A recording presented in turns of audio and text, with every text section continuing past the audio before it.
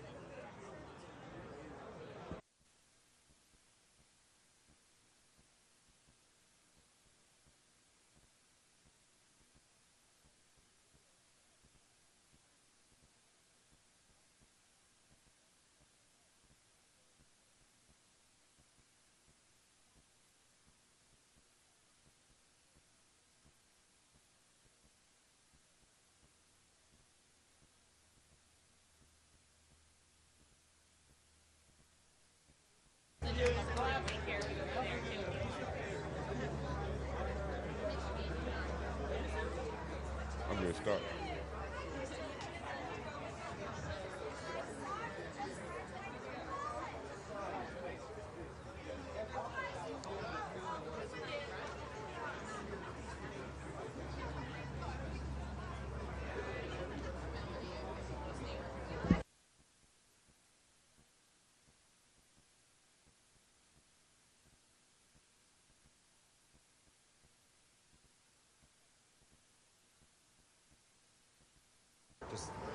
It's not just they want us to get started because otherwise they'll hold him up for Okay. Ladies and gentlemen, we ask that you make your way to the seats so we can start our program. Thank you.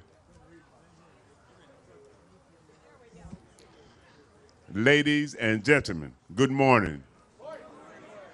I am Nolan Lewis, Chair of the Delaware Commission of Veterans Affairs. On behalf of the DCVA, Delaware River and Bay Authority, and the Delaware National Guard, welcome to today's ceremony. The war memorial that stands before us contains the names of 15,000 Delaware and New Jersey members who gave their lives during World War II and the Korean War. At this time, we ask that you observe a moment of silence for those names inscribed on the memorial and for all who have given the last full measure. Can you please rise?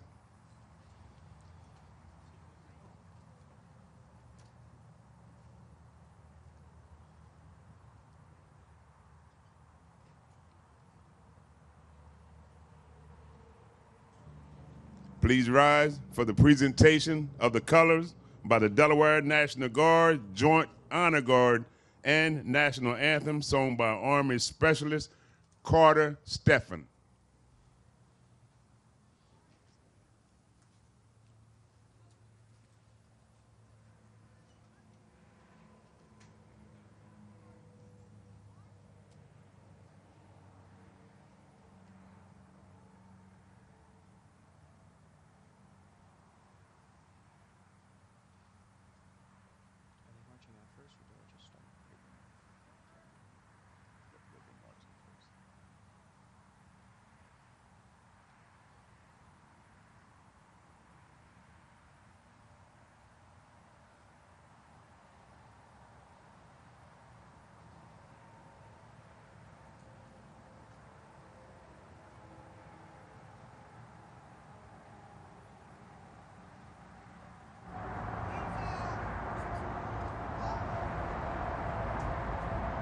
Present the colors.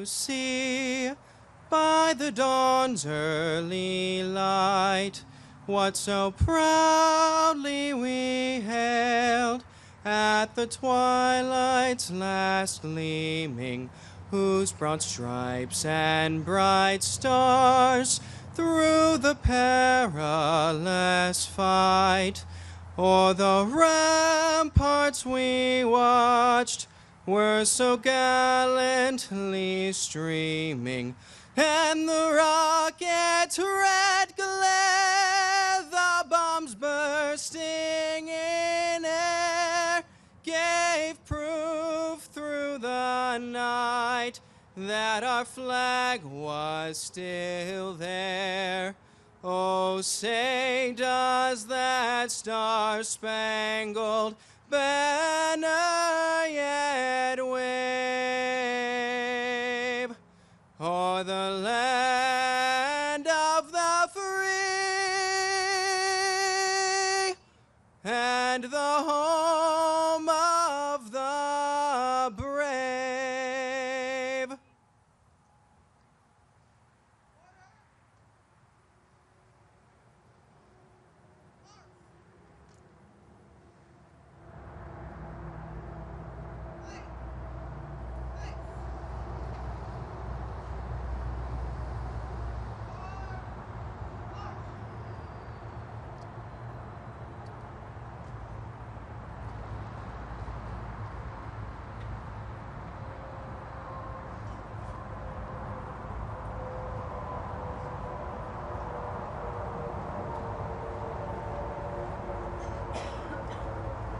Please remain standing. I now ask for the chaplain, Andrew Weiner, to come forward to deliver our invocation.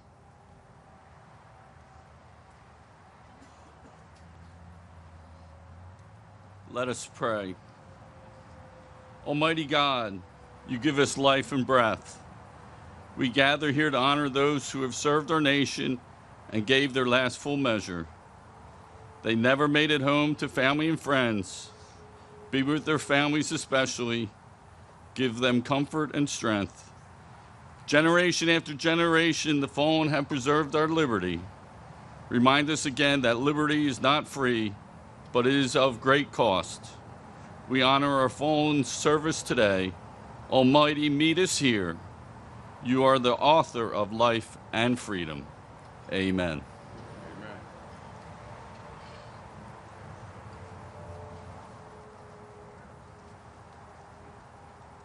Thank you, Chaplain.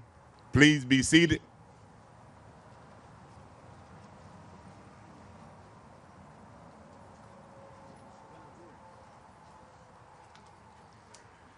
At this time, we would like to recognize our distinguished guests in the audience. Please stand when recognized. The 46th President of the United States, the Honorable Joseph R. Biden.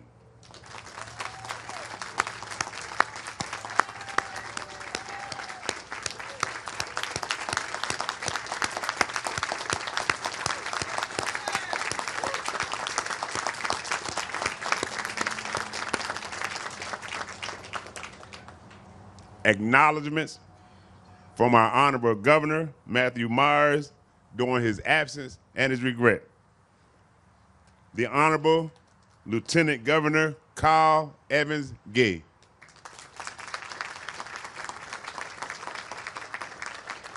The Honorable U.S. Senator Lisa Blunt Rochester.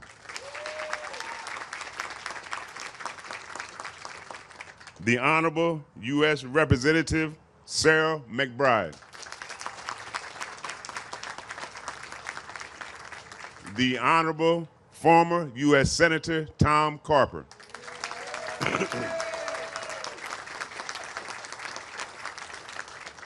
The Honorable Secretary of State Patabanda Sanchez.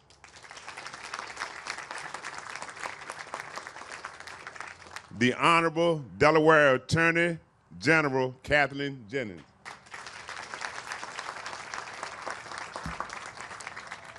the Honorable Insurance Commissioner Trinidad Navarro, the Honorable Delaware Auditor of Accounts Lydia York, Adjutant Major General James Benson,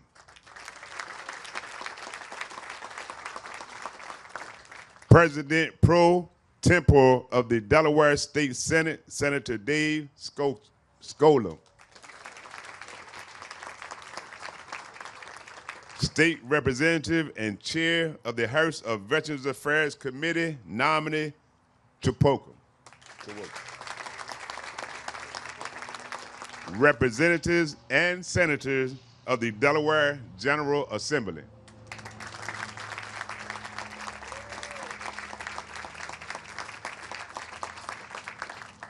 Executive Director of the Delaware River and Bay Authority, Tom Cook,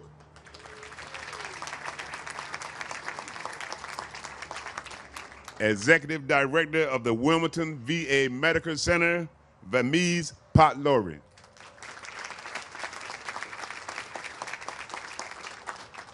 Acting Director of the Office of Veterans Services, Dennis Linden.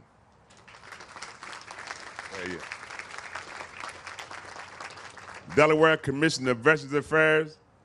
I have to my left my Vice Chair, Doug Hudson. Also, Commissioner McGuire, Commissioner Rambo, Commissioner Espino, Commissioner Schroeder, and Commissioner Harwood. I don't see it.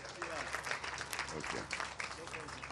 The Delaware River and Bay Authority Commissioners.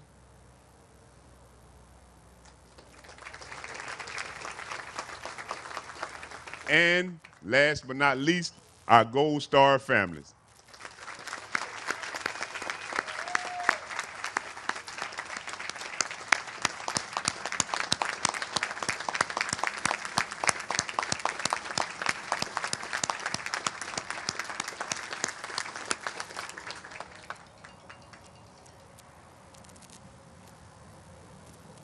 We extend our thanks to all other officials, service members, veteran service organizations, family members, and all veterans in attendance who were not formally recognized.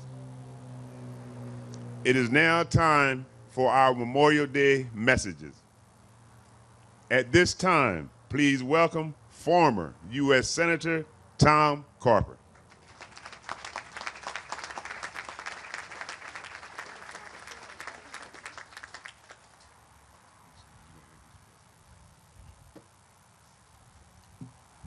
Good morning. How are you doing? Great to be with all of you today. Martha and I are delighted that you're here. We're delighted that we are here. We've been coming here for some of us. Been coming here for quite a while, Mr. President, and it's glad we're able to make it, and delighted that you're all able to make it as well. To all of our elected officials that lead our state, our county, help lead our country. Lisa Blunt Rochester, whose office is in 513 Hart, my old office in the United States. Her office, she sits at my old desk, and it looks a lot better. I must say, but it's great to be here with all of you. I want to start off with some thank yous, if I may. I want to thank the people of Delaware for welcoming me here. Gosh, over 50 years ago, I'd been a naval flight officer in the Vietnam War, 3 tours, and came back home to the U.S. and made my way to Delaware. And got an MBA at the University of Delaware. Thank God for the GI Bill. Anybody here use the GI Bill? Anybody here use the GI Bill? Let's hear it for the GI Bill. This guy right up here probably did more than anybody I know to make sure we have a terrific GI Bill. But thank you for that GI Bill. Thank you for giving me the privilege to serve as your state treasurer, as your congressman, as your governor, and as your United States senator. What a privilege it has been. I want to, my job is to sort of like to introduce the 46th President of the United States. Ever try to introduce somebody that doesn't need an introduction? Well, at this audience with these people and all of you here today, this particular fellow doesn't need an introduction. My guess is that all of us could come up here and everybody could help give that introduction, but I think it falls on me to do that today. Before I do that, I want to take a minute, if I can, and share with you, not everybody knows how we ended up with Memorial Day. In fact, my guess is most of us don't. And I'm just going to take, before I introduce President Biden, I'm going to take just a minute or two and just kind of tell us where Memorial Day came from. How do we end up with Memorial Day in this country? Fellow Frederick Douglass, one of the early giants in the history of our country, believed that Decoration Day, some of you may remember Decoration Day, which was the original name for Memorial Day, was our nation's most significant holiday. On May 30th, 1871, the 4th annual observance of Decoration Day, he honored the unknown Union soldiers at Arlington National Cemetery who died in the Civil War. Douglass spoke that day of his concern that with the passage of time, the lives of 400,000 Union soldiers who died in that war, and even the meaning of the war itself, might be forgotten. He asked that day a question. He said, what should we remember them for? He asked that question not once but twice. What should we remember them for? And then he answered his own question. He replied, not once but twice, they died for their country. They died for their country. In truth, they fought to end the tyranny of slavery and to build a nation that embodied hope, freedom, and self-government throughout the world. Douglass devoted the remainder of his time to ensuring that these men did not die in vain. Gradually, Decoration Day assumed a lasting place in the calendar of national celebrations in America. In 1890, all of the United States had officially adopted it, and in the aftermath of World War I, it came to encompass the dead of all American wars.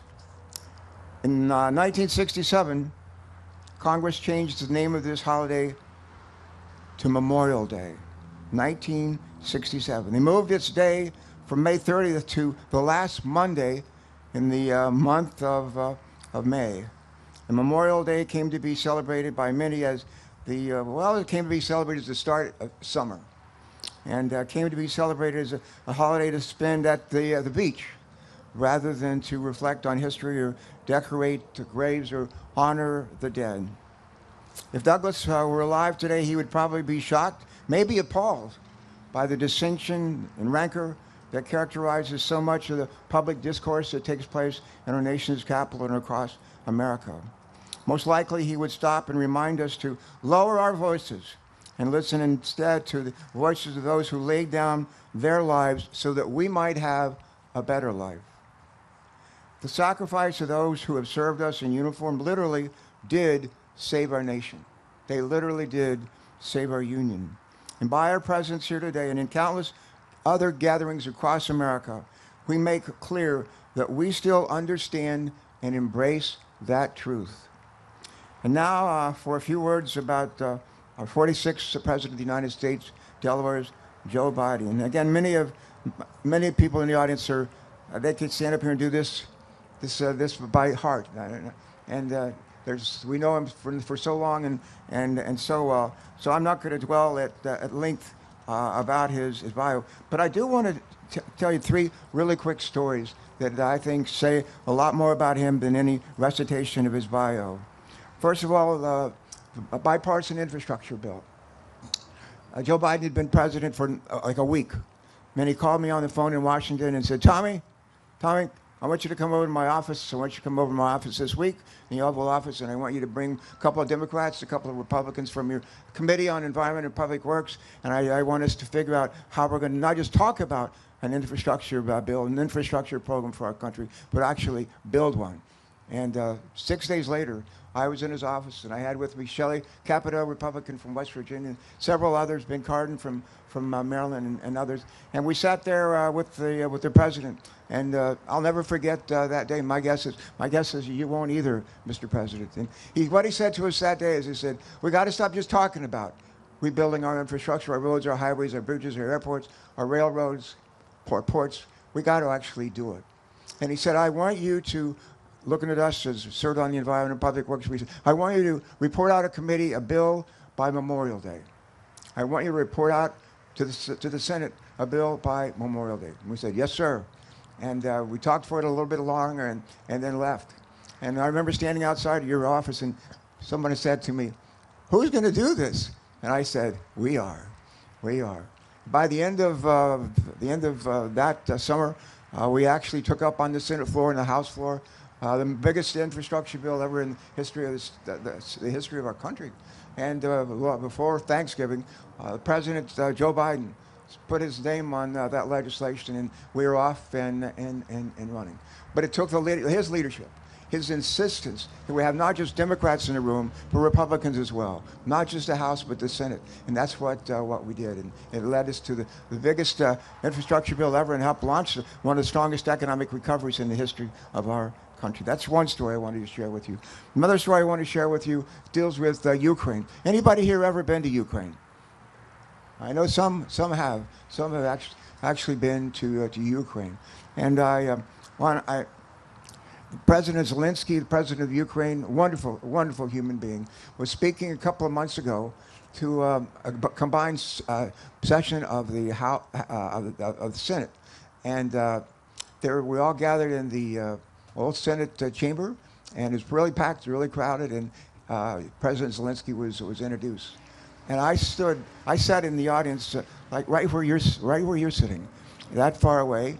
And he was up here, was introduced to speak and spoke. I was wearing that day, as I am today, a lapel pin that combines the U.S. flag and the Ukrainian flag. And I noticed in the course of his remarks, his eyes kept coming back to my lapel pin, my flag pin. And when he finished speaking, huge audience, Democrats, Republicans on the House and Senate, and a great applause. I thought it would never end. And when he finished, the event finished, he didn't just leave. He literally walked over to where I was standing. And I stood up, and I said, Mr. President, you are a hero. To President Zelensky, I said, you are a hero. He took his hand, I'll never forget it. He put it right on this lapel pin that has the Ukrainian flag and the American flag. He put it right there. And he said, no, he said, you are our heroes.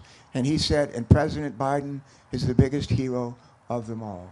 In the Ukraine, we love him, we love him, we love him. One last quick story, and I'll pass the baton. Martha and I have a couple of boys, and the youngest one is Ben.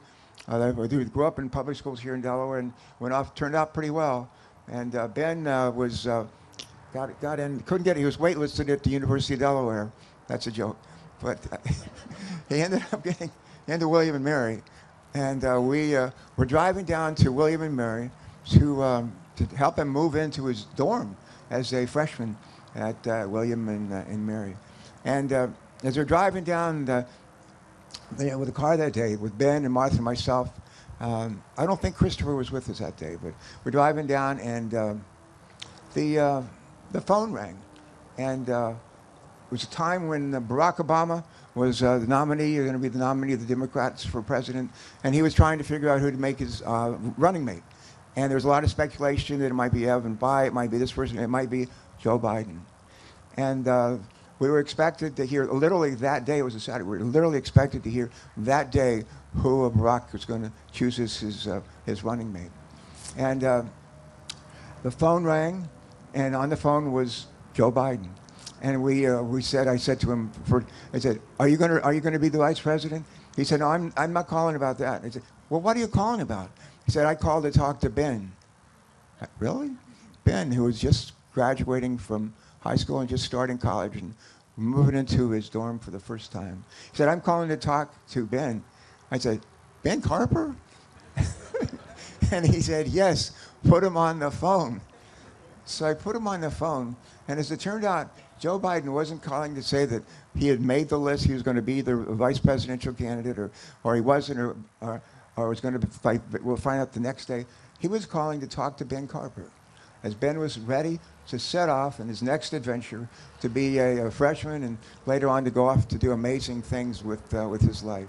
I thought to myself, how many sitting senators who are going to someday be vice president and president would call and ask to talk to Ben Carper or any Ben or any other kid who's going to college, just to give them advice and wish them well.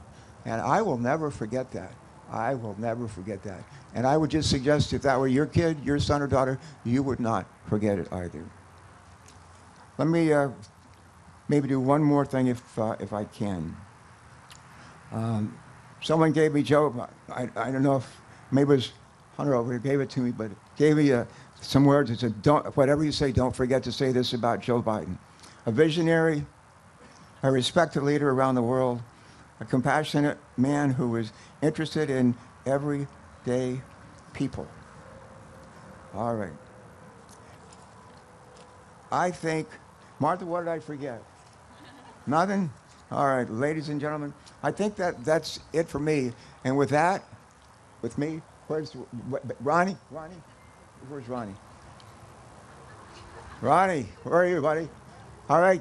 Is this the time to introduce the 46th President of the United States, Delaware's Joe Biden? Let's hear it on your feet. Let me hear you. Put it on you. Woo!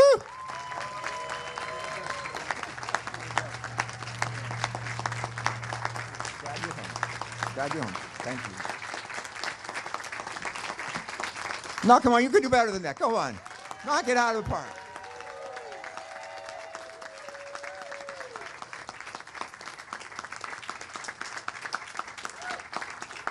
Thank you very much.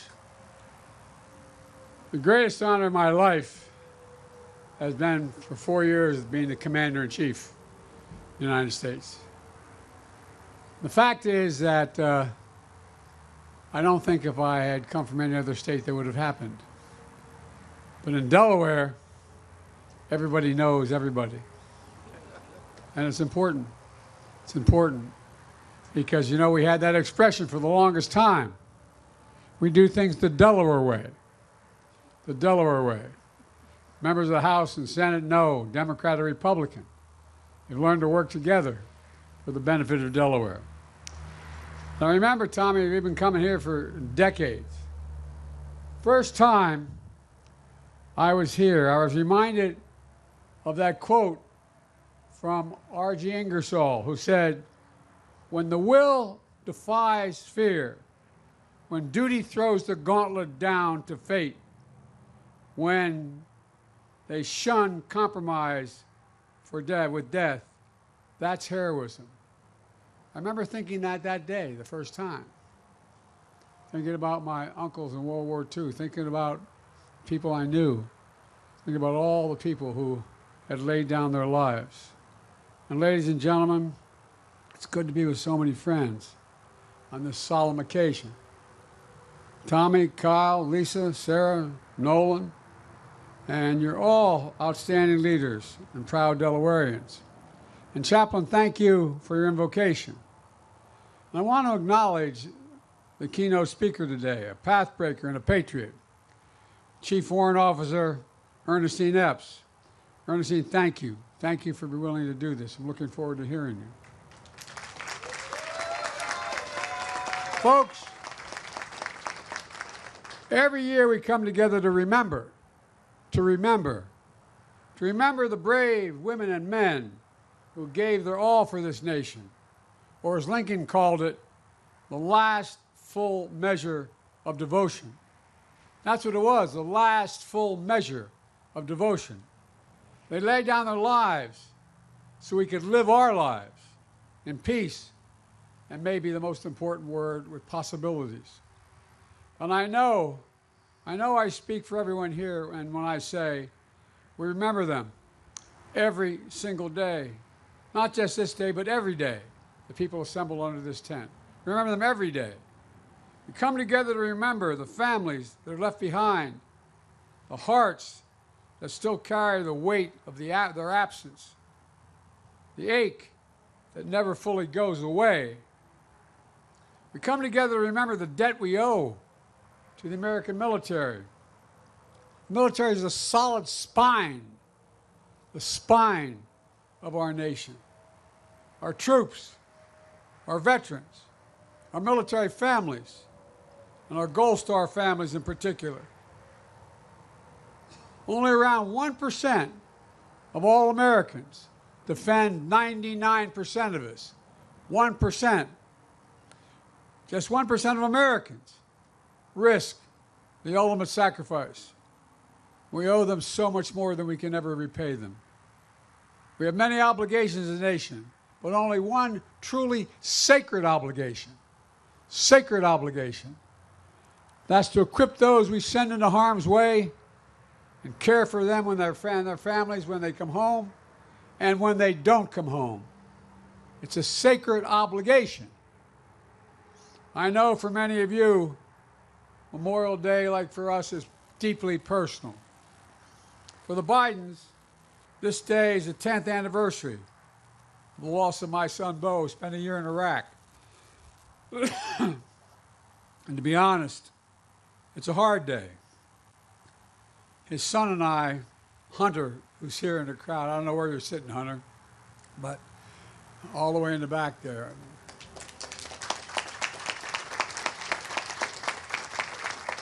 His daddy came to this event with me about the same age when he started. He just graduated from high school, heading off to college. And you know, it's being with all of you, but quite frankly, makes things a little bit easier. It really does. So thank you for allowing me to grieve with you. Some of you know, some of you knew my son, Bo. He served in the Delaware National Guard, including a year in Iraq. Remember, I got a phone call. I was in Washington. Dad, what are you doing Friday? I said, what do you need? And he said, I want you to pin my bars on. I said, pin your bars on? You have 2 kids, you know? Dad, somebody's got to do this, Dad. Proudest day of his life was putting that uniform on. That's not a joke. That's not hyperbole. That's real. And you know, it's one of the proudest things I ever did, pinning his bars on him. And it means so much to our family at the headquarters of the Delaware National Guard has been renamed after Bo. His legacy lives on. His children, his grandchildren, his great-grandchildren, like those you lost, will be remembered. They'll remember who he was. And just like the legacy of all our fallen heroes lives on, they live on in us. And they live on in the strength and freedom of our nation. That sounds like hyperbole, but it's real. It's literal.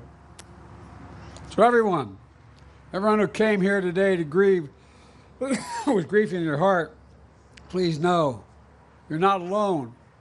You'll never be alone. And your loved one will never be forgotten.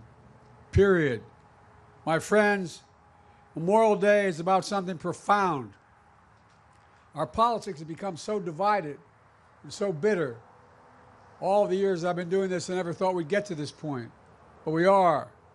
Our troops don't wear a uniform that says, I'm a Democrat or I'm a Republican. It says, I'm an American. I'm an American. That's who I am. I'm serious about this. I'm not joking. And folks, our politics has become, as I said, so divided. They wear the uniform of the United States of America. The only nation in the world, literally, not free, the only nation in the world founded on an idea. An idea. Every nation was founded on geography, ethnicity, some unifying principle, but not an idea. The idea of America was founded on, we hold these truths to be self-evident, that all men and women are created equal, endowed by the Creator with certain inalienable rights, life, liberty, pursuit of happiness. We meant it.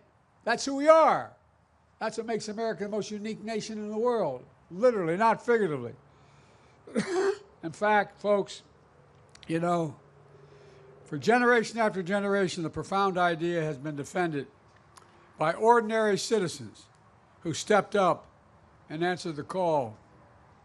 Because of them, American democracy has endured for nearly 250 years. Every generation has to fight to maintain that democracy. Every time, every generation. Because of them, our government is still of the people, by the people, and for the people. They are we, and we are still free. And now, we must make sure that sacrifice has never been in vain. Let me close with this. The women and men we honor today are no longer with us, but you can still hear their echoes. Literally, can't you, if you lost anybody? You can hear their echoes, the echoes of their voices. They're asking, what will we do? We who are alive, we who remain. They're not asking us to risk our lives. They're asking us to stay true to what America stands for. They're not asking us to do their jobs. They're asking us to do our job, to protect our nation in our time, now, to defend democracy, be part of something bigger than ourselves. So today, let's renew our pledge to honor our heroes. I mean this sincerely. Renew our pledge to honor our heroes. Think of what they did. Think what they'd be doing if they were standing here today with us. Not only with our words, with our deeds. To care for their families. To support our veterans. With more, not less. I get really angry when I hear about veterans are seeking too much. They're not enough.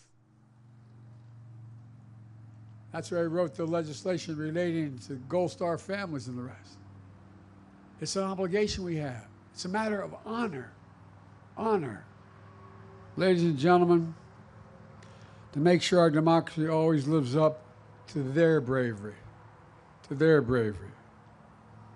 And I want to thank you very much, and I want to recognize the guy who's brand new to all this. He's only a little over 100 years old. But I tell you what, man, every time I come, I love seeing him because he always pats me on the face and gives me a kiss. Sir, thank you for all you've done. Your generation and every generation since then. And folks,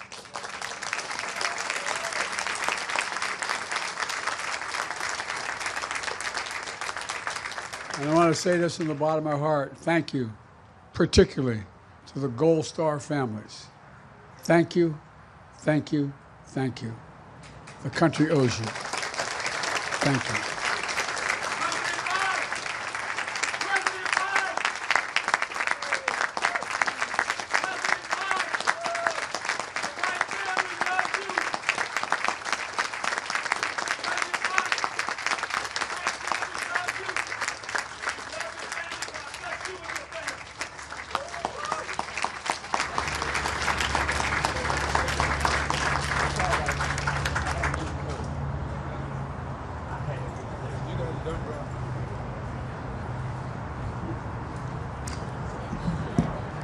Thank you, Senator Carper and President Biden. At this time, please welcome Lieutenant Governor Kyle Evans-Gay.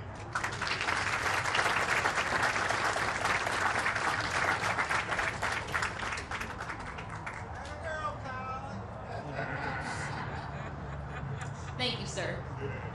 Well, good morning, and I just, not scripted, we all are so pleased to have you here, sir, and for your sacrifice in serving all of those years in public service, for everything you have accomplished on our behalf, and for never giving up on Delaware, our nation, so thank you.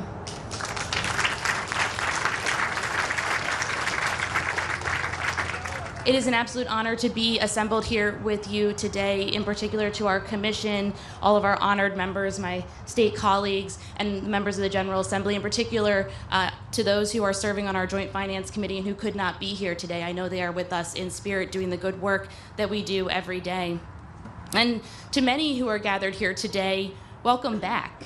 This ceremony of remembrance has been for us for many of us an important annual touch point. A time and a place to remember, yes, but also to rededicate, refocus, recommit to the work that we do every day with the humble hope that it honors the sacrifices of those who have given everything so that we may be free. For those joining us for the first time, welcome, and we hope to see you back. May you too become connected to this place, to this community, and to our shared obligation and pledge to be good and true stewards of this republic for whom some gave all. To our active military members here today and to our veterans, thank you.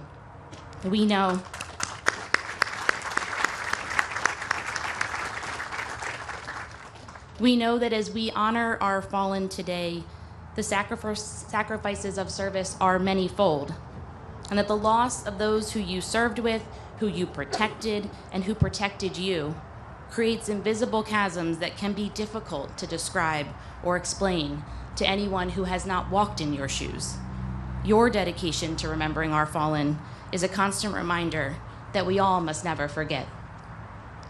And to our Gold Star mothers and families, it's hard to find the words.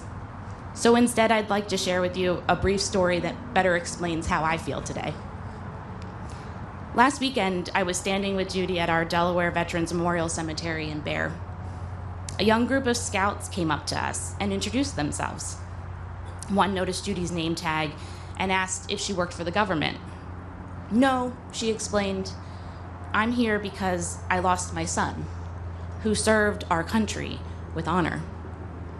And then without hesitation, these young men, boys really, surrounded Judy and they hugged her. Well, we're all those scouts today, and we are surrounding you with the love that you deserve. We stand with you today and every day.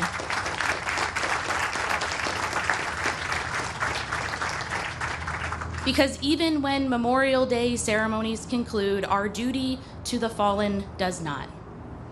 We continue honoring them by telling their stories, teaching their values, and upholding the promises they fought so hard to protect. President John F. Kennedy once said, as we express our gratitude, we must never forget that the highest appreciation is not to utter the words, but to live by them. We honor our fallen by living lives worthy of their sacrifice, striving to uphold the standard of service they set in the roles we are privileged to hold. And we honor the fallen by telling their stories. These past few weeks, as my children have been counting down the final days until summer arrives, they have also noticed the fields of flags as I shuttle them from one activity to the next. Questions about those fields have given me the opportunity to be that storyteller, to sustain the memories of those we have lost, and to honor the service of those I know and love. To tell them about their uncles and their grandfather who enlisted in the armed services as young men, only to return aged beyond their years. To share the honor I felt as a young attorney, walking alongside an attorney general who not only served our country, but whose work and advocacy protected children here at home.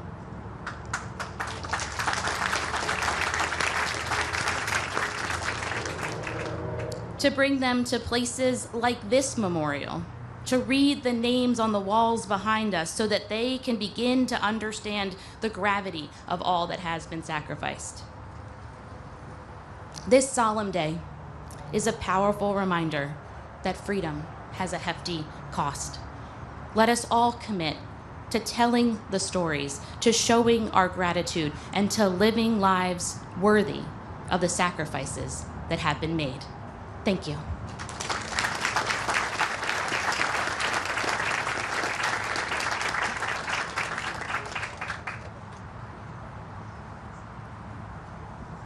Thank you.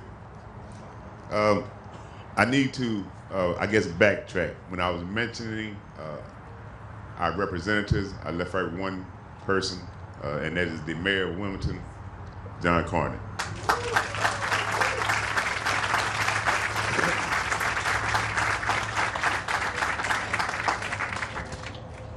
All gave some, and some gave all. At this time,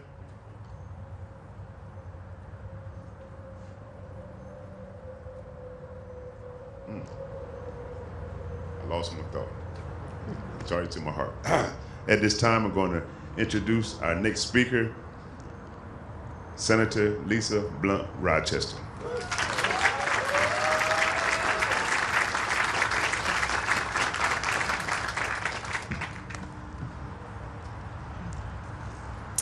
Thank you, Commissioner Lewis. Someone just said, "Let me be blunt." I heard you. Protocol having been established, I want to start off by thanking the Delaware Commission of Veterans Affairs, the Delaware River and Bay Authority, and the Delaware Office of Veterans Services for again hosting an incredible event. Today is even more special. The speeches that we have heard, the presence of all of you, it is truly an honor to be here. And I also want to extend my deep gratitude to President Joe Biden for your years of service, and especially for being here on a day that I know is so important to you and your family, and to have your grandson Hunt here as well, Bo's son.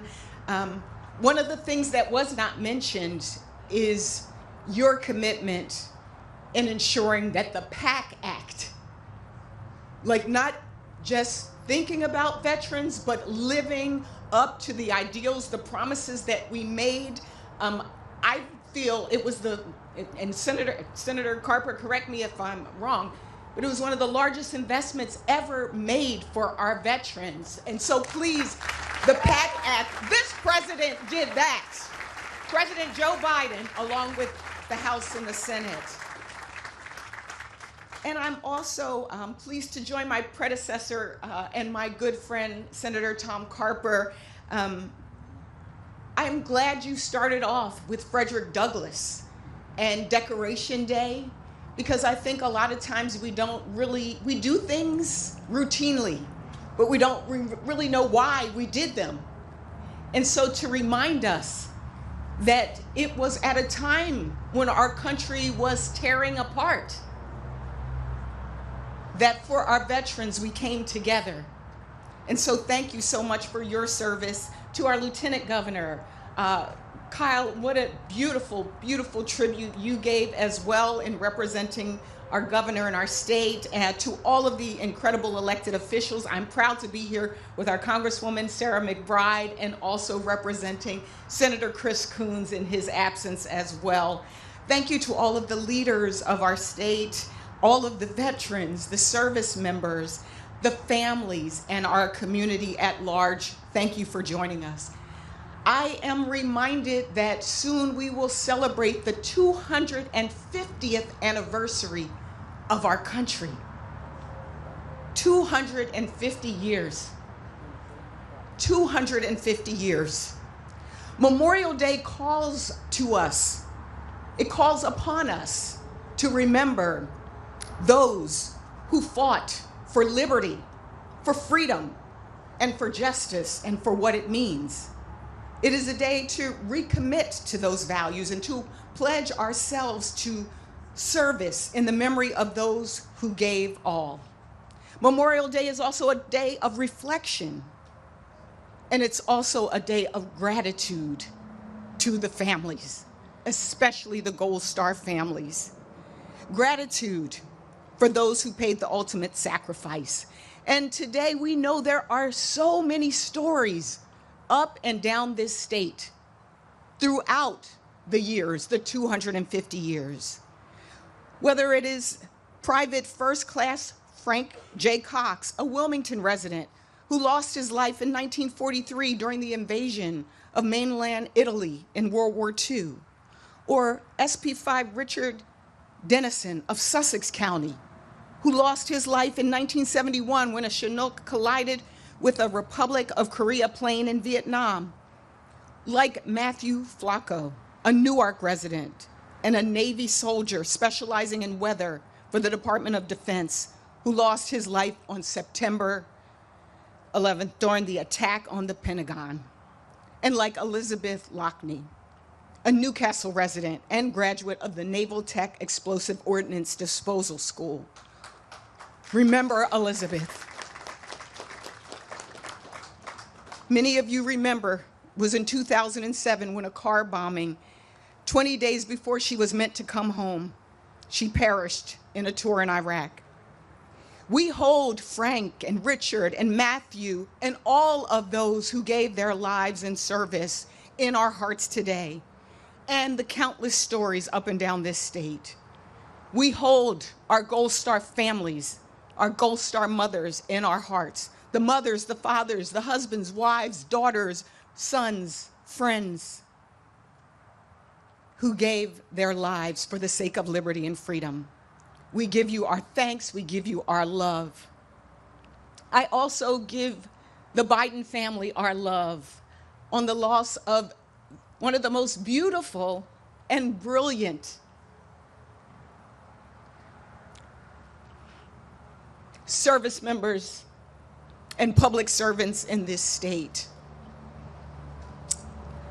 I remember as I was, after I lost my husband, Bo called me in the hospital. The president called me in the hospital. And I know President Biden says this to families like he said to me, that there will come a time when the mention of the person's name will bring a smile to your face before it brings a tear to your eye. We thank you. We thank Bo. We thank your family. I began by talking about the fraying and the tearing of a country.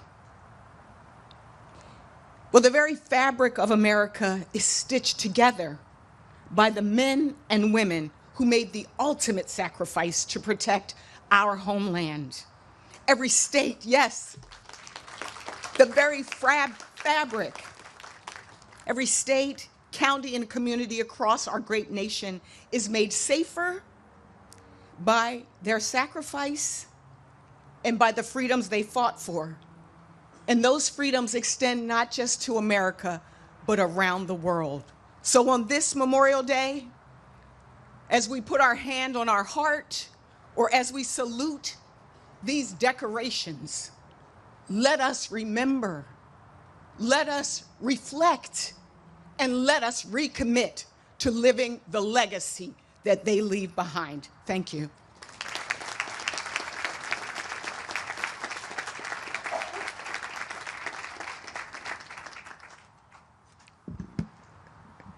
At this time, please welcome U.S. Representative Sarah McBride.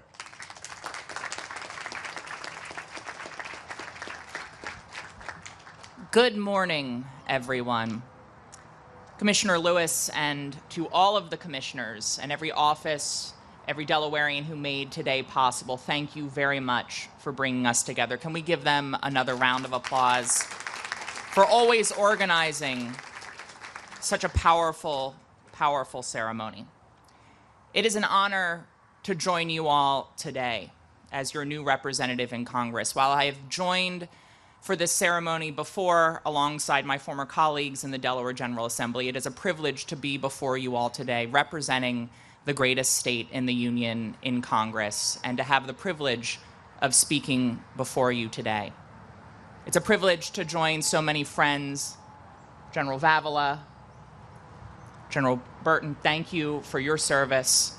Mr. President, thank you for joining us today, for setting the bar in public service for Delawareans. I woke up today recognizing that this week is a solemn week. This ceremony is a solemn ceremony. But my heart was particularly heavy as I woke up and realized what you knew, which is that today is the 10th year since we lost Major Bo Biden to cancer. A cancer that many of us believe he developed because of the toxic burn pits in Iraq that he was exposed to during his service and his bravery overseas.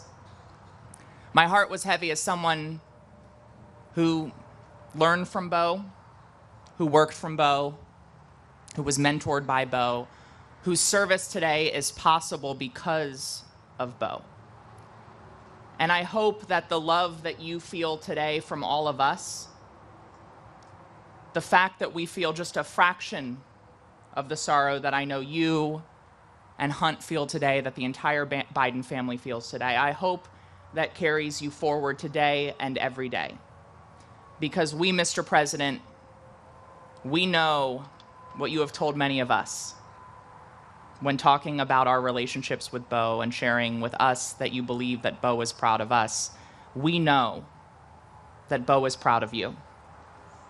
And we are grateful to you for raising a son of such dignity and grace, goodness, and sacrifice, someone like Bo.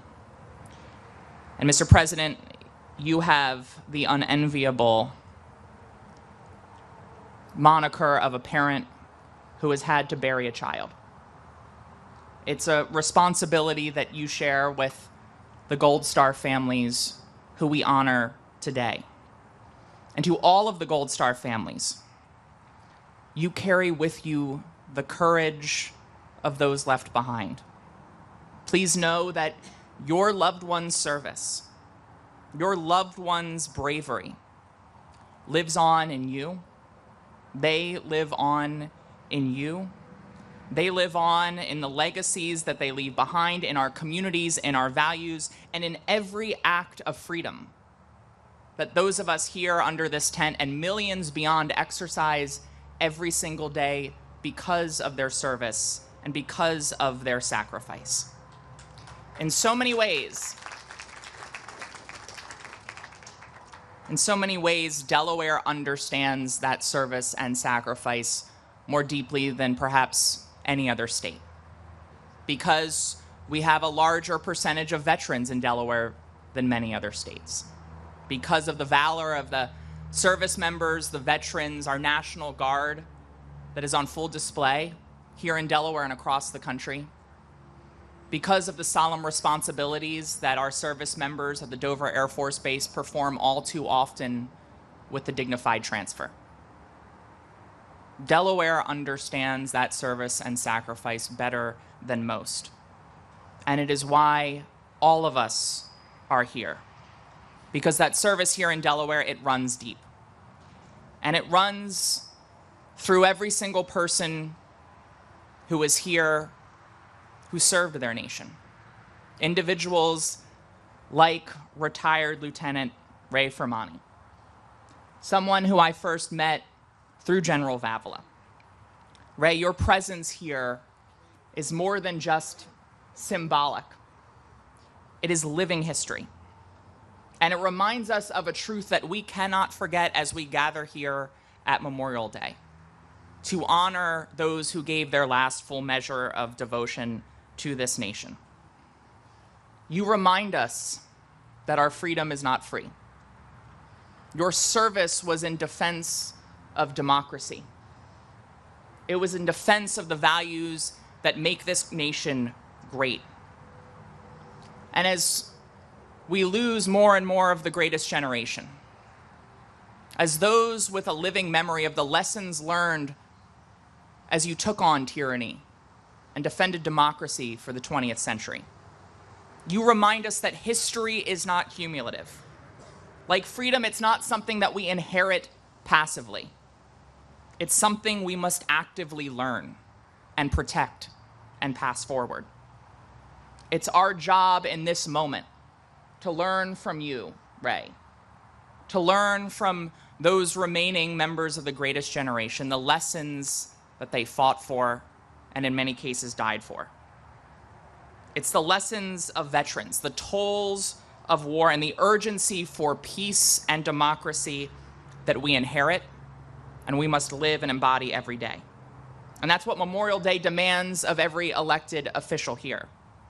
For decades, Senator Tom Carper made Delaware's veterans a cornerstone of his public service. He did it not only because of his experience as a service member and as a veteran, but because he understands what President Biden talked to, that we as a nation and as elected officials have one truly sacred promise. He didn't just talk about that support, he delivered it. And now, as he has passed the baton to leaders who are sitting here and before me, all of us understand that we must uphold his legacy with the same determination and purpose.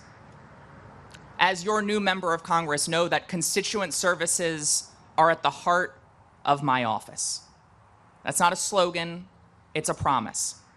And if you are a veteran or a family member of one and you need help with benefits or care or navigating the system, know that our office is here for you. And I mean it. Do not hesitate to reach out. We will answer your call because we understand that we must be there for those who have answered the call to serve this nation. President Lincoln once charged us, quote, "Any nation that does not honor its heroes will not long endure." So let us remember that charge. Let us remember the sacrifice of those who are no longer with us and the service of those who we are privileged to see before us today. Let us honor, and above all, let us honor that service with action. May God bless the fallen, may God bless their families, and may God bless the United States of America. Thank you all very much.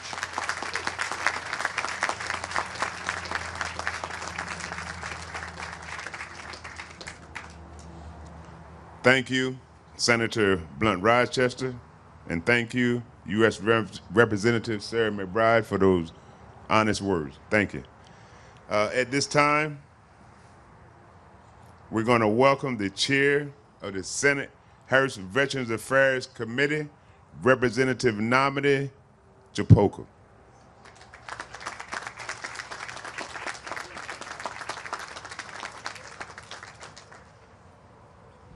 Good morning, everyone. I would be remiss if I didn't do what everyone else did, which is to thank our president for his service.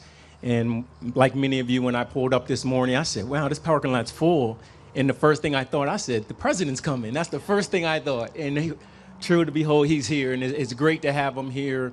His spirit, his inspiration really reminds us what this was about, because it's about us taking the time and reflecting. And as elected officials, we have an obligation to uphold this duty to remember, to not forget.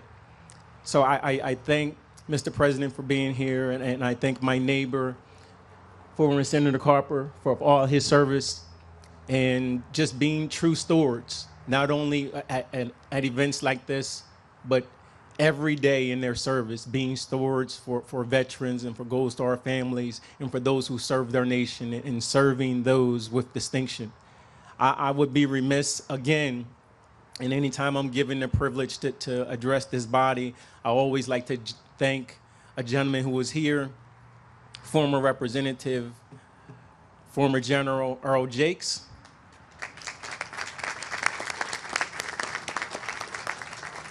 Former Representative Jakes was the speaker who was scheduled to speak on behalf of the House of Representatives as the veteran chair. And he graciously afforded me that opportunity when he didn't have to. He gave me the opportunity to speak. And thankfully, I think, except for a few times I was away, I've been here ever since. So I thank the representative for allowing me this opportunity. I wrote a poem, and I edited the very poem, but it was called Memorial Day and the importance of remembrance. And it's just reminding us of why we're here today. It's days like today, it's moments like this, when our country is at its strongest, unified in its mission, rooted in its tradition, patriotism unwavering, holding true, honoring those most deserving, bravery beyond words, for our freedoms they were fighting to preserve. This day is more than parades or old glory flying or wreaths laid upon graves. This is the day for our nation, remembering the sacrifices that were made. When you really remember the legacy and tradition, Memorial Day is not just one day, it's every day. It makes a difference in the way that you're living. It's a daily honor, a tribute to what has been given.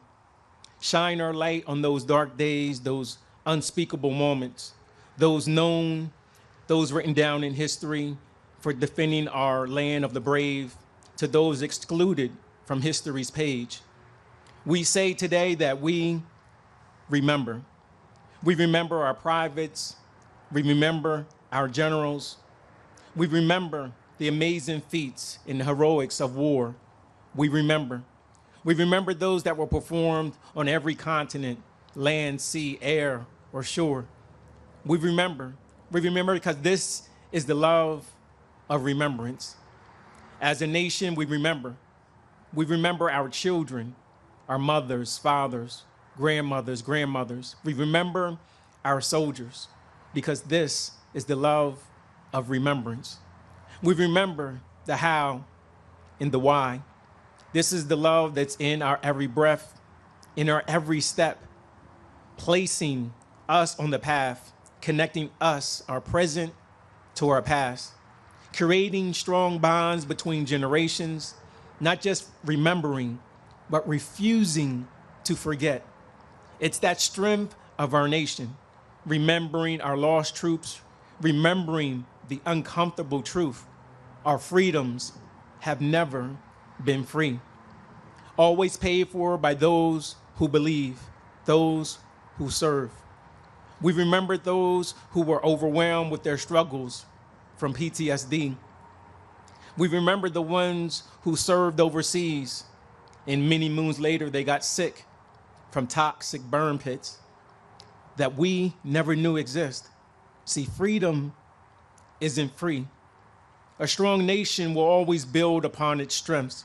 So today we remember and we honor those soldiers, those men and women who carried on, who made our nation strong. We remember. We remember those unforgettable moments for our families, the moments of strength for our nation. Forever grateful, our nation forever changed. Families forever changed. A nation forever changed. The battles and conflicts, those known and unknown, those who made it back beneath flag-draped coffins. We remember. Those who never returned home, we remember. Remember those Medal of Honor winners, the Purple Heart distinctions, to those never fully acknowledged for their missions, we remember. The known and the unknown stories of glory, truly the heart of our nation. To our Gold Star families, we thank you. We thank you for the weight that your family carries for our nation. We thank you, and with you, we remember. Remembering our nation's darkest hours, your dedication, your commitment, your valor, missions fulfilled through anguish, a family's unspeakable pain, a nation forever changed, a forever grateful nation, a world forever changed. We are forever grateful for your memory, your memory will never be forsaken. Through remembering, this is how we make a better world, a better nation. This is the importance of remembrance. Thank you.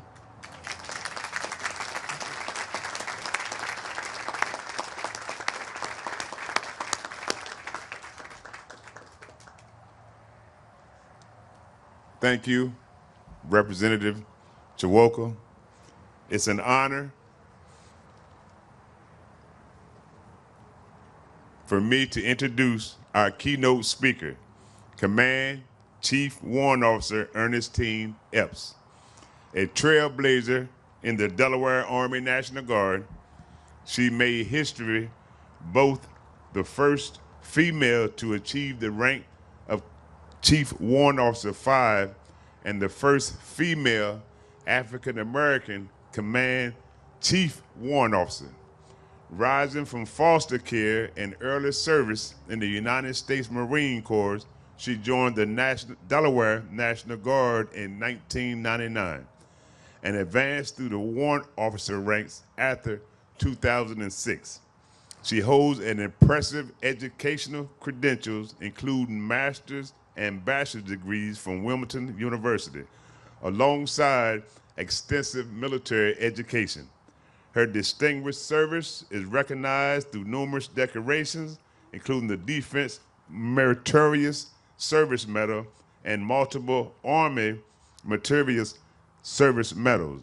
I have the privilege of presenting Command Chief Warrant Officer Ernestine Epps.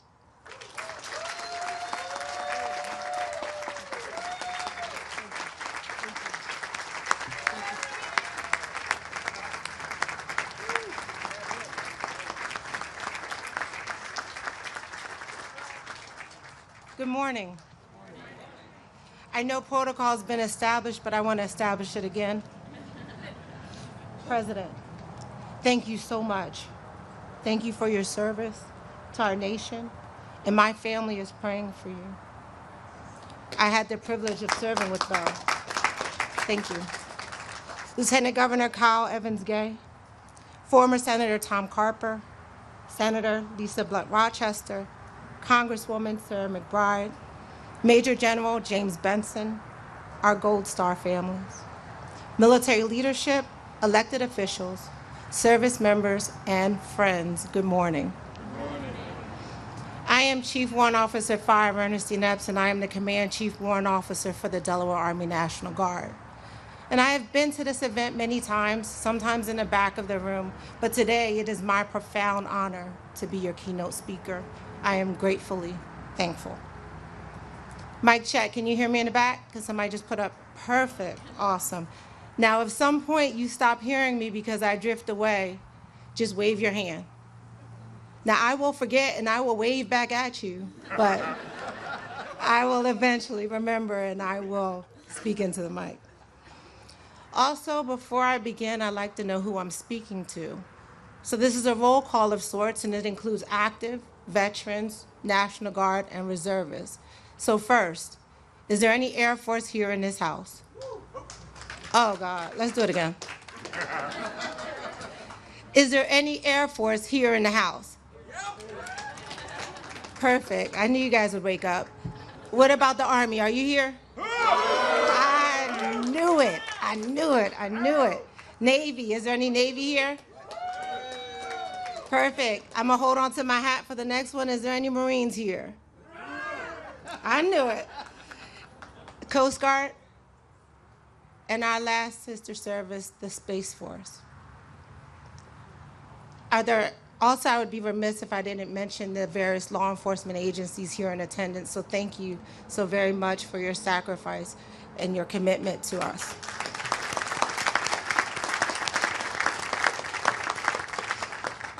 I won't go back into the definition of Decoration Day changing into Memorial Day, but what I will say is that Memorial Day means something different for me today than it did 30 years ago when I joined the service.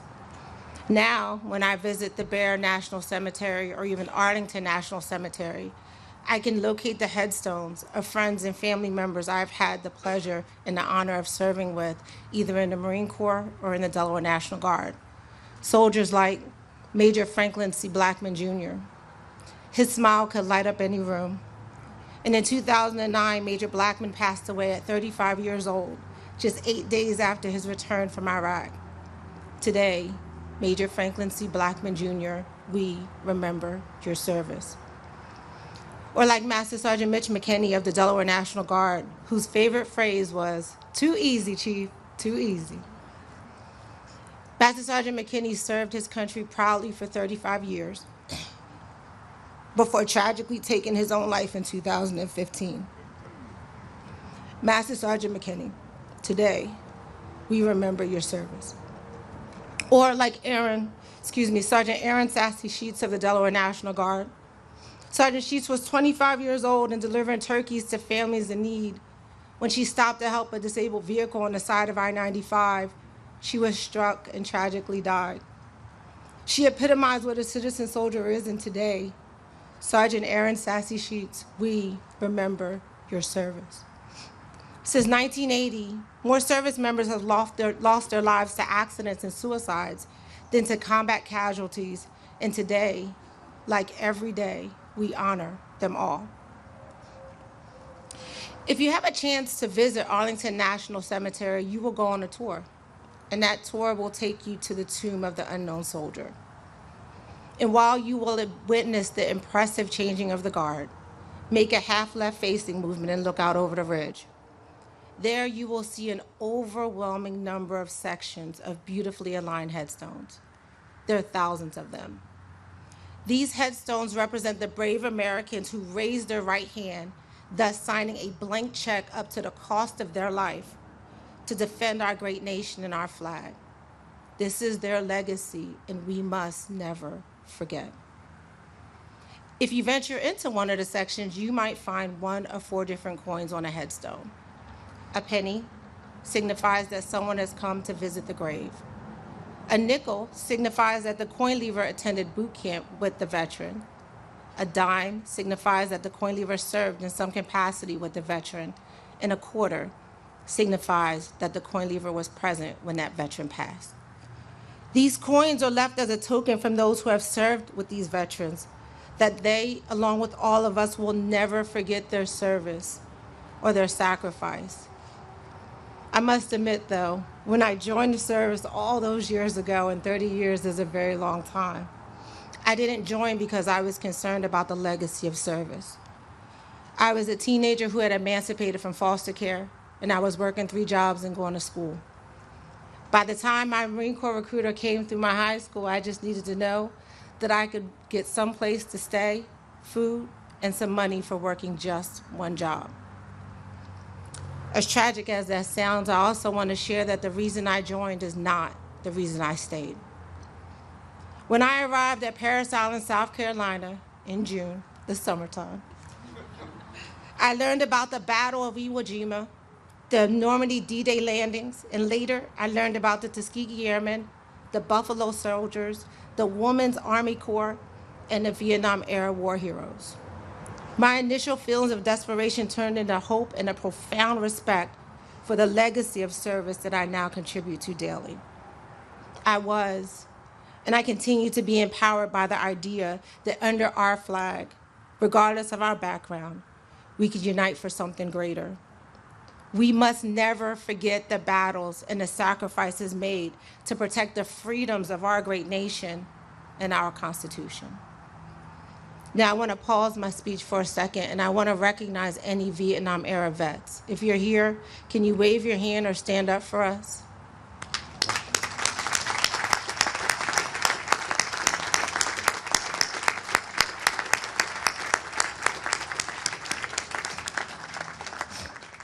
Please know that our country is indebted for your service, and you will always have the gratitude of our nation.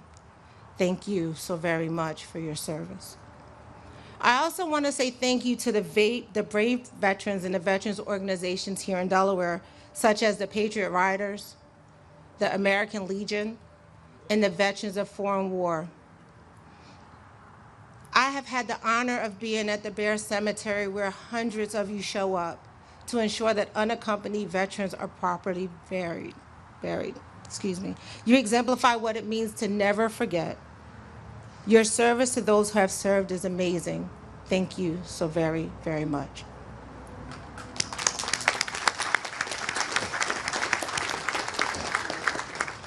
Now, in every good speech, there's a challenge. My speech is no different, except I have 2. First, I challenge you all to not wait until our veterans are at the Bear Cemetery. There are veterans at the VA hospital in our communities right now who feel like they are forgotten. Go visit and let them share their stories. Secondly, the time from separation from service is one of the most dangerous for our veterans. They are leaving their families. Take the time and stay connected. Let us not forget about them. 22 a day is still too many. And in closing, one thing all of our fallen have in common is that they believed in one flag, It is the flag that I wear on my right shoulder, and the ones whose principles are etched in my soul, and the ones I demonstrate daily. And it is the same one that will drape my casket. And this I will defend. We must never forget to honor our fallen by living our values daily. The values of leadership and duty, respect, selfless service, honor, personal courage, and my very favorite, integrity. Thank you again for coming today to honor the legacy of those who have served. May we carry their memory forward with purpose and gratitude. And I pray that each of you has just an amazing day. Thank you.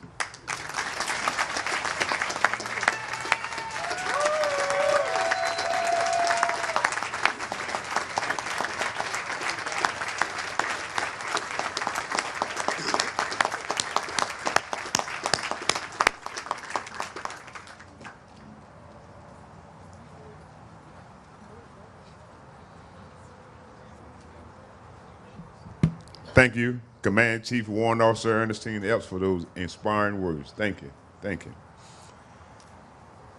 We thank you and your team as a grateful veteran community for honoring our fallen brothers and sisters.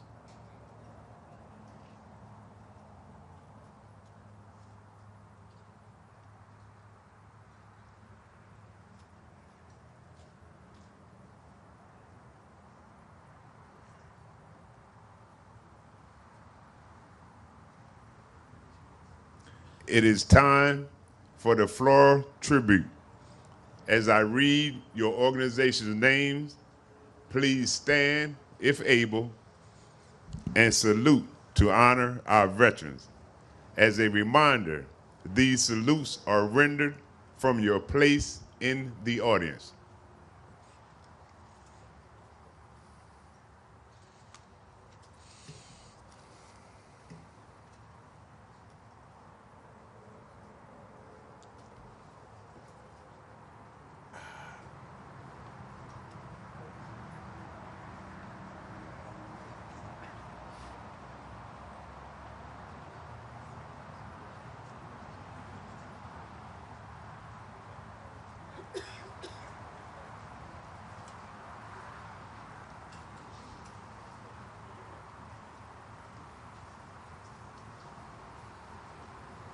Thank you. Yes.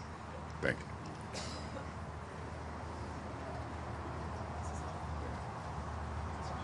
Yes, sir. Thank you. We're going to start with the American Gold Star Mothers Incorporated.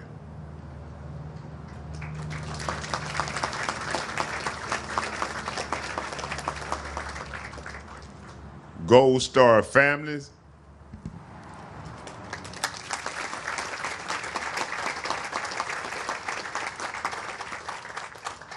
'46th President of the United States, the Honorable Joseph Biden.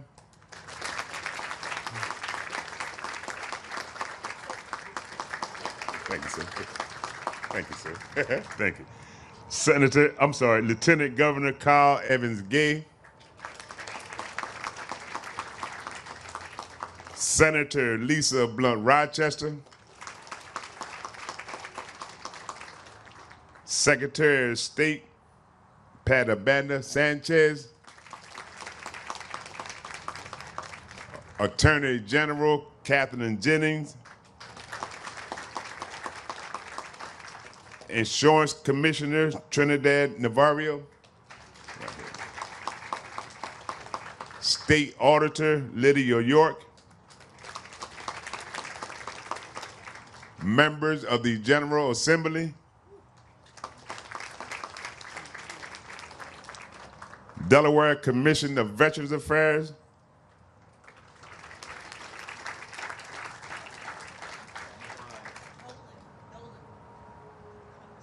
Oh, I'm sorry.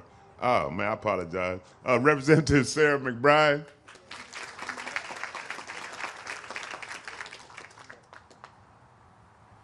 And the Mayor of Wilmington, John Carney.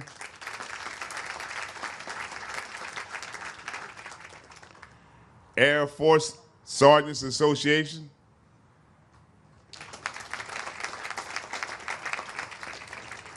American ex-POWs.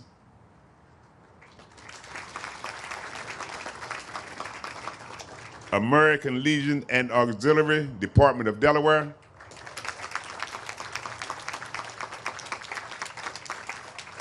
American Legion and Auxiliary, Department of New Jersey. Americans of Polish Descent Culture Society. AMVETS.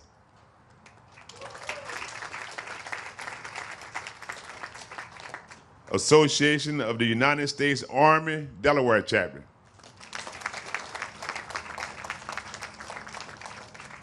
Blue Hen Veterans.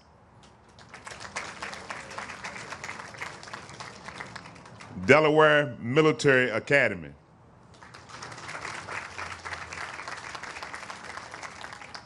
Delaware Medal of Honor Historical Association.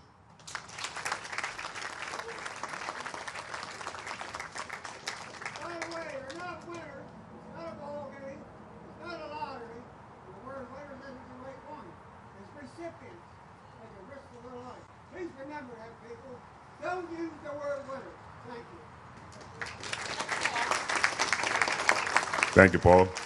Delaware Military Heritage and Education Foundation, Incorporated.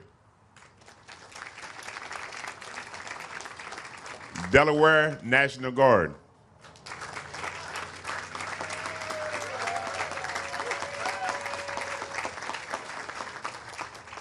Delaware Patriot Guard.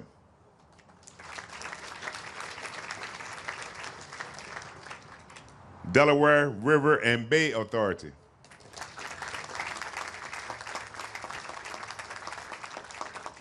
Delaware Society, Daughters of the American Revolution.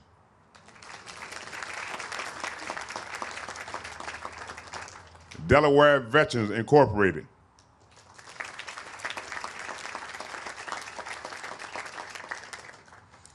Desert Knights of America Motorcycle Club.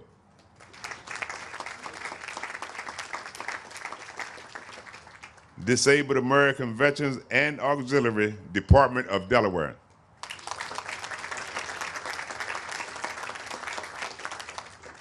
Dover Air Force Base.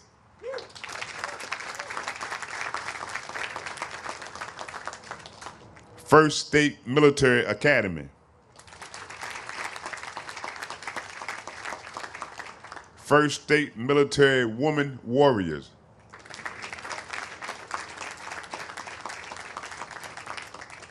Fleet Reserve Association.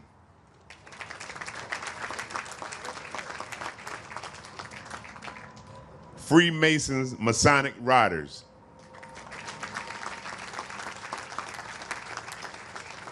Heroes Welcome.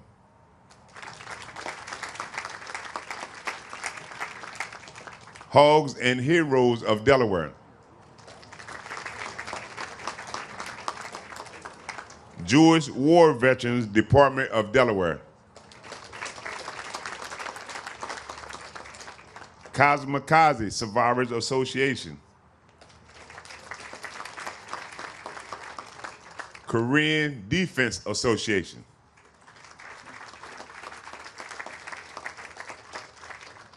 Korean War Veterans Association.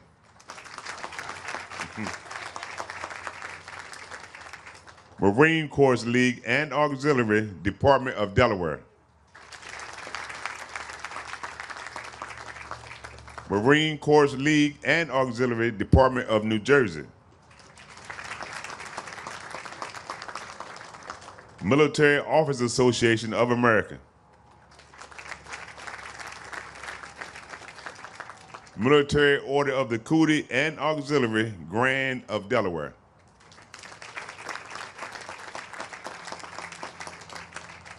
Military Order of the Cootie and Auxiliary, Grand of New Jersey.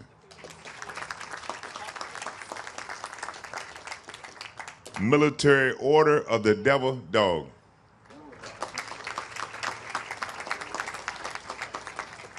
Military Order of the Purple Heart.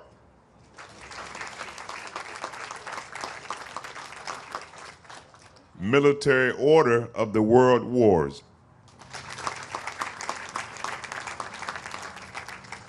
National Association of Black Veterans, Delaware chapter.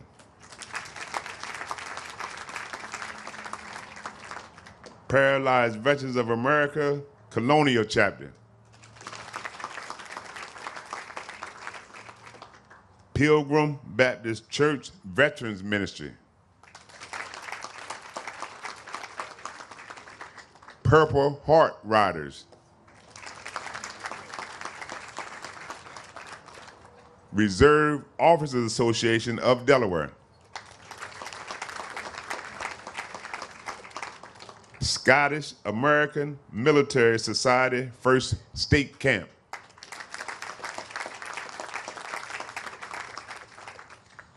Silent Service Motorcycle Club.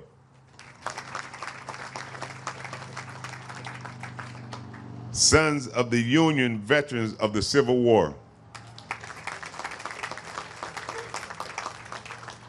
United States Air Force.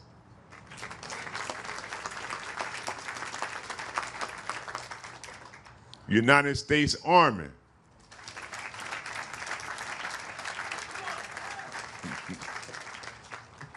United States Coast Guard.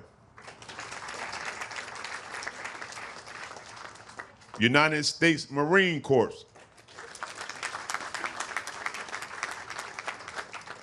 United States Navy.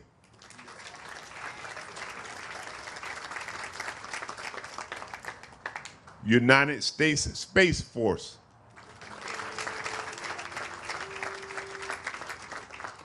United States Submarine Vets Incorporated.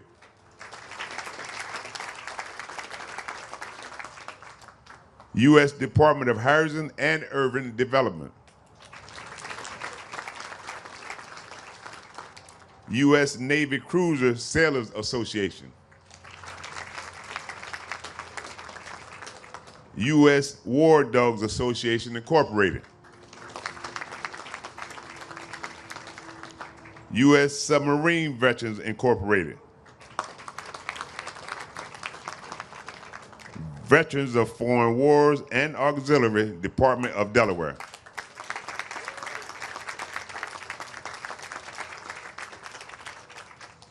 Veterans of Foreign Wars and Auxiliary Department of New Jersey.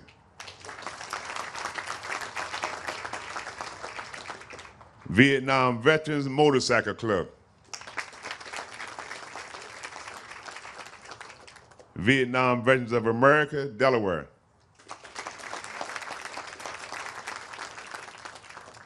Warrant Officers Association, First State Chapter.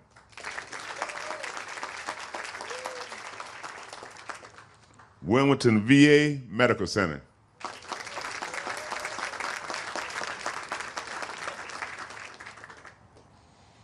If your organization was not called and you wish to honor our veterans, please stand and salute at this time.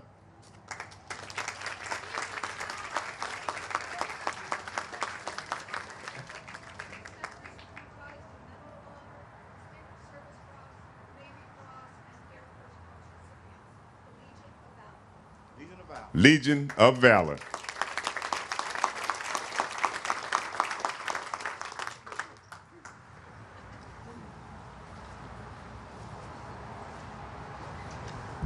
About 3 years ago, a number of us gathered on the Delaware River for the christening of the most modern, fast-attack nuclear submarine in the Navy, the USS Delaware. And the entire crew sends their regards to you today. USS Delaware.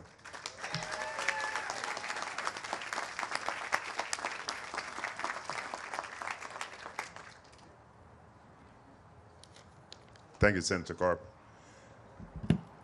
Any other organizations that wasn't recognized that want to stand? At this time, I'm going to ask the acting director of the OVS, Dennis Lennon, will provide the closing remarks.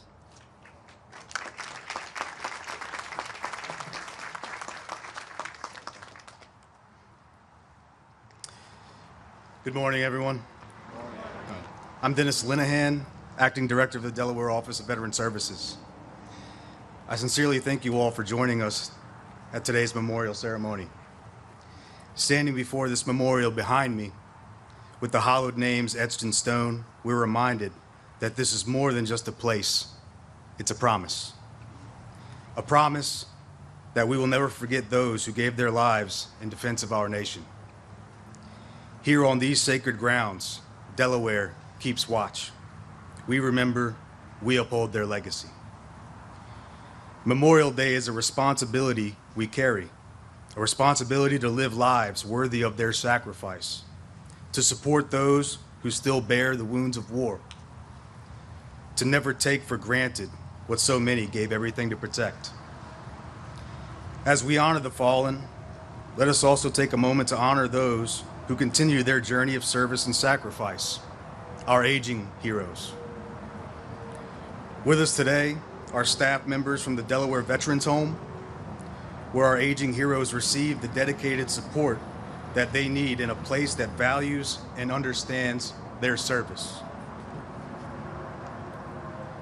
We must ensure that veterans like those at the Delaware Veterans Home have their stories heard, their dignity preserved, and their care delivered with compassion, respect, and commitment.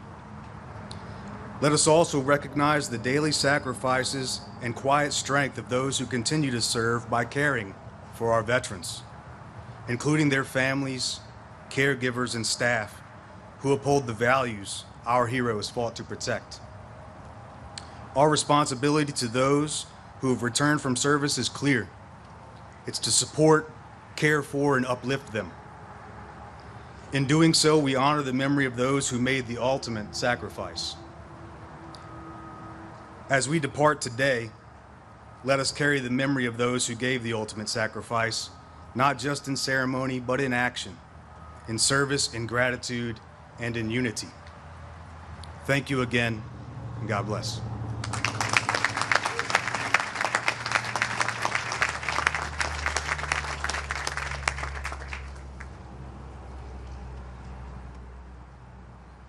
Thank you, Mr. Linehan. At this time, Chaplain Andrew Weiner, will you come forward for the memorial prayer?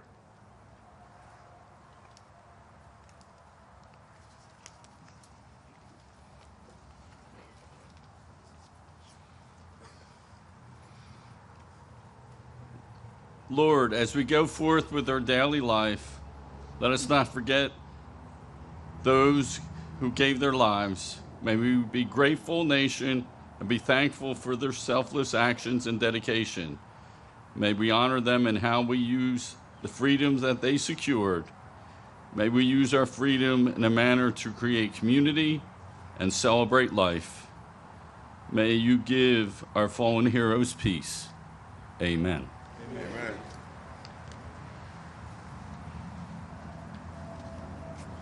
Please remain standing as Specialist Carter Stefan leads us singing God Bless America.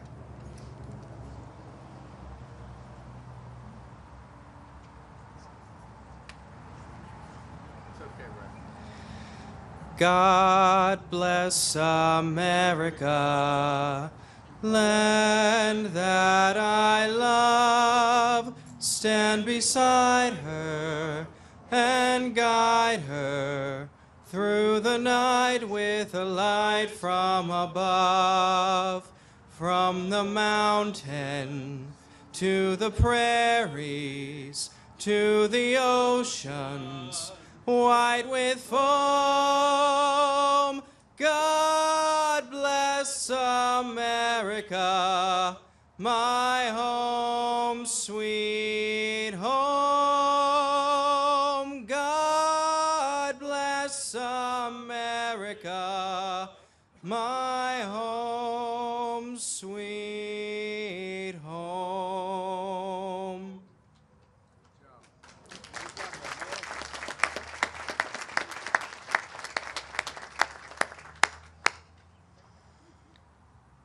Specialist Carter Stefan, thank you for sharing your gift of song. Thank you. Thank you.